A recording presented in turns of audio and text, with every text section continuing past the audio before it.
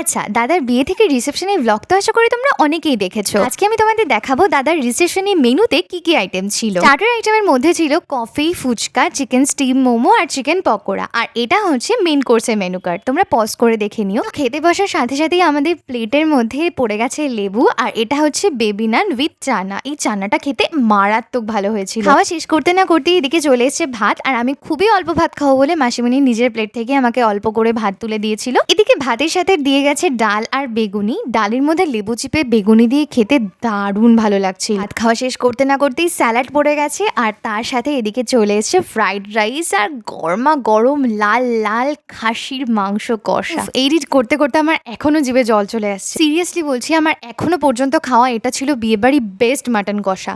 শেষ পাতে চাটনি, পাঁপড় আর মিষ্টি খেয়ে আইসক্রিমের স্টল থেকে একটা আইসক্রিম নিয়ে বোনদের দারুণ নাচানাচি দেখে চলেছি বাড়িতে। ওকে, বাই।